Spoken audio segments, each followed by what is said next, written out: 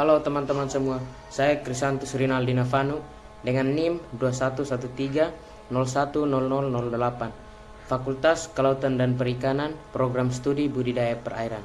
Baik teman-teman, pada kesempatan kali ini saya akan menjawab soal-soal ujian akhir mata kuliah Bahasa Indonesia dengan dosen pengasuh Bapak Emmanuel Nong Yonson.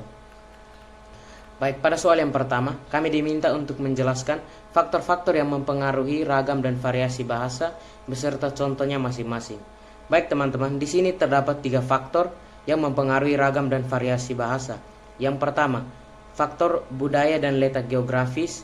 Faktor yang kedua yaitu ilmu pengetahuan dan teknologi. Dan ini faktor yang ketiga yaitu sejarah. Yang pertama, faktor budaya dan letak geografis. Faktor budaya, setiap daerah mempunyai perbedaan kultur atau daerah hidup yang berbeda, seperti wilayah NTT dan Papua, serta beberapa wilayah Indonesia lainnya. Hal tersebut juga sangat mempengaruhi ragam dan variasi bahasa. Contohnya, bahasa Dawan dan bahasa Belu terdapat perbedaan karena dipengaruhi oleh budaya dan sudah turun-temurun. Yang berikut, faktor geografis.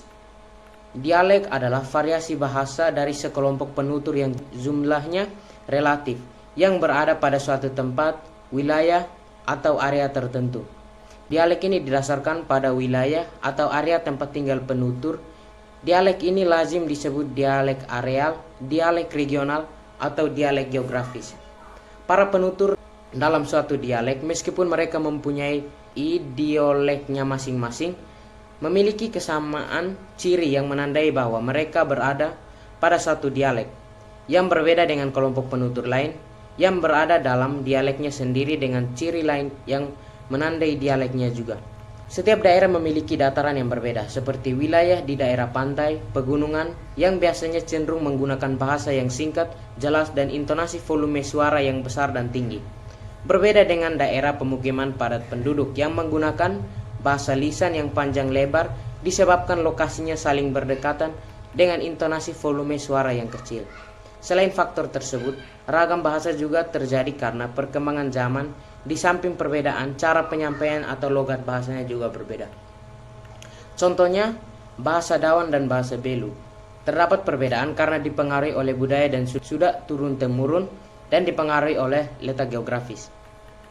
Yang berikut yang kedua adalah faktor ilmu pengetahuan dan teknologi. Dapat kita katakan bahwa pengaruh kemajuan teknologi terhadap perkembangan bahasa sangatlah erat, di mana bahasa Indonesia merupakan salah satu alat komunikasi yang mampu digunakan oleh masyarakat.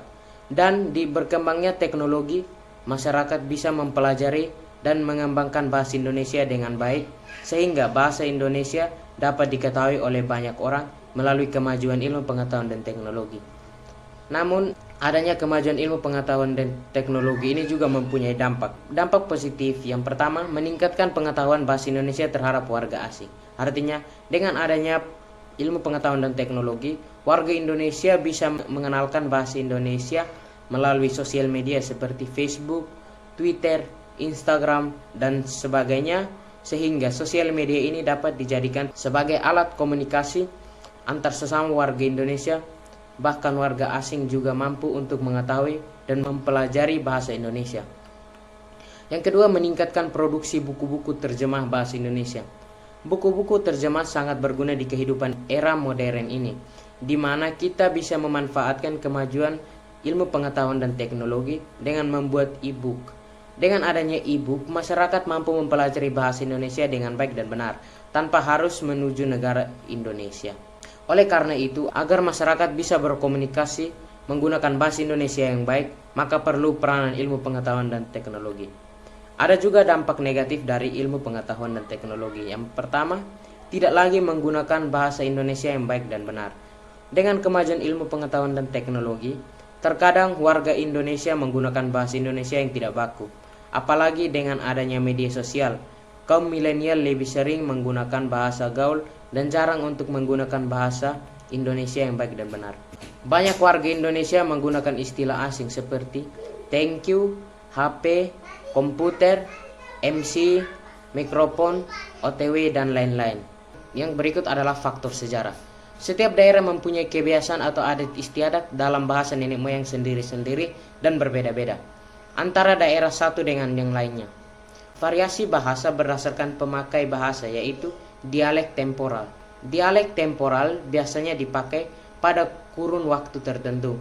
Misalnya kata bokap dan nyokap merupakan bahasa yang berkembang saat ini. Sedangkan pada tahun 20-an, kata-kata tersebut belum dikenal oleh masyarakat. Zaman penggunaan bahasa. Zaman ternyata juga berkontribusi sebagai sumber munculnya variasi bahasa. Bahasa Indonesia yang diperlukan sebelum diikrarkannya Sumpah Pemuda pada tanggal 28 Oktober tahun 1948. Berbeda variasinya dengan bahasa Indonesia yang kita gunakan sekarang. Munculnya variasi bahasa tersebut disesuaikan dengan perkembangan zaman dari waktu ke waktu.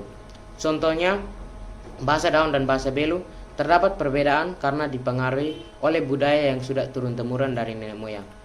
Baik, yang berikut pada soal nomor 2. Pada topik kalimat efektif, kami diberi ruang untuk memahami kaidah-kaidah. Di sini terdapat 5 kaidah dalam konsep kalimat efektif. Yang pertama, kesepadanan. Yang kedua, kelogisan. Yang ketiga, kehematan. Yang keempat, keparalelan. Dan yang kelima adalah kepaduan. Berikut ini adalah contoh kalimat yang tidak efektif dan saya akan merubahnya ke dalam bentuk kalimat yang efektif dan kaidah-kaidah apa saja yang dilanggar. Pada contoh kalimat pertama, kalimat yang tidak efektif. Pencuri itu berhasil ditangkap polisi. Pada kalimat ini melanggar kaidah kepaduan, yaitu pernyataan yang disampaikan tidak terpecah-pecah atau tidak mencerminkan cara berpikir yang sistematis. Kalimat yang efektif dari kalimat di atas harusnya polisi berhasil menangkap pencuri itu. Yang kedua, Dirgahayu HUT RI ke-74. Pada kalimat ini melanggar kaidah kehematan karena penggunaan kata dirgahayu menurut saya kurang tepat. Dikarenakan dirgahayu diambil dari bahasa Sanskerta yakni dirgahayu yang berarti berumur panjang dan penggunaan hutlah yang panjang umur. Jadi kalimat efektif seharusnya dirgahayu RI ke-74. Kalimat yang ketiga, kalimat yang tidak efektif, pembunuhan dan rampokan itu tergolong sangat kejam. Pada kalimat ini melanggar kaidah keparalelan karena bentuk ini menggunakan verba, sehingga pada kalimat pembunuhan sudah menggunakan verba, jadi kalimat berikutnya juga harus menggunakan verba.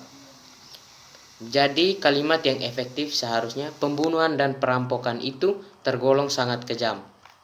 Kalimat yang berikut, kalimat yang tidak efektifnya itu, Yun menceritakan tentang pengalaman kuliahnya. Kalimat ini melanggar kaidah kepaduan karena kalimat yang padu tidak perlu menyisipkan sebuah kata sebelum objek dan predikat. Jadi kalimat yang efektif seharusnya Yun menceritakan pengalaman kuliahnya. Kalimat yang berikut, pilihlah salah satu jawaban dengan benar. Kalimat di atas tidak efektif karena kalimat ini melanggar kaidah kelogisan. Karena penggunaan kalimat tersebut dapat diterima oleh akal sesuai dengan ejaan yang berlaku. Jadi kalimat yang efektif adalah pilihlah jawaban dengan benar. Kalimat yang tidak efektif yang terakhir yaitu Dian berpukul-pukulan dengan bantal. Kalimat tersebut tidak efektif karena kalimat itu menggunakan kaidah kehematan. Di sini tidak memiliki arti menghilangkan kata yang tidak diperlukan. Sejauh ini tidak menyalahi kaidah tata bahasa.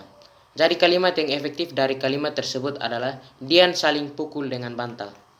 Nomor ketiga yaitu pendapat saya sebagai generasi muda yang peduli terhadap implementasi kebenaran dan ketepatan berbahasa Indonesia. Generasi muda sekarang kebanyakan menggunakan bahasa-bahasa yang tren atau terkesan tidak baku sehingga mempengaruhi etika pembicaraan yang tidak sopan. Mereka kurang memahami bahasa yang baku dan benar. Dewasa ini juga kurangnya kesadaran menghargai bahasa bangsa sendiri. Jika bangsa Indonesia tidak memiliki kesadaran berbahasa yang baik dan benar, bahaya besar bagi kehidupan berbangsa dan bernegara dan akan mengakibatkan bangsa ini menjadi disintegrasi dan terombang-ambing oleh bahasa dan budaya asing. Sedangkan bangsa lain telah mempersiapkan diri dengan baik. Perlu diketahui, pemakaian bahasa Indonesia sekarang yang kurang menaati kaidah bahasa Indonesia merupakan indikator bahwa bangsa Indonesia telah mengalami penurunan kesadaran berbahasa Indonesia. Hal ini bisa dilihat dari berbagai kesempatan berbahasa, misalnya pada acara perdebatan di televisi yang kurang memperhatikan pemakaian bahasa yang baik dan benar. Oleh sebab itu, Kesadaran berbahasa Indonesia harus menjadi perhatian serius oleh pemakai sekaligus pemilik bahasa dari pihak legislatif, yudikatif, eksekutif, dan terutama aparat pemerintah untuk memberi pemahaman dan teladan. Solusi yang dapat saya taruhkan terhadap masalah ini yaitu kita sebagai generasi muda, mari kita melestarikan bahasa kita yaitu bahasa Indonesia.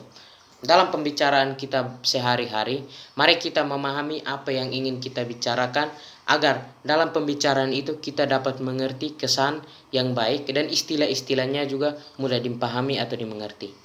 Dan yang perlu diperhatikan adalah etika dalam berbahasa agar terkesan sopan dan juga pemerintah harus tegas untuk menegakkan Undang-Undang Bahasa Indonesia dan bertanggung jawab mengembang amanat untuk memberikan kesadaran berbahasa Indonesia bagi rakyat.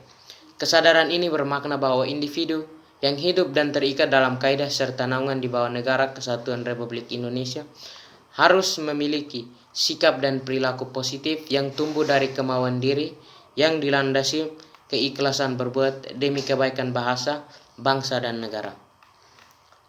Sekian jawaban dari saya untuk soal ujian akhir semester Bahasa Indonesia. Terima kasih.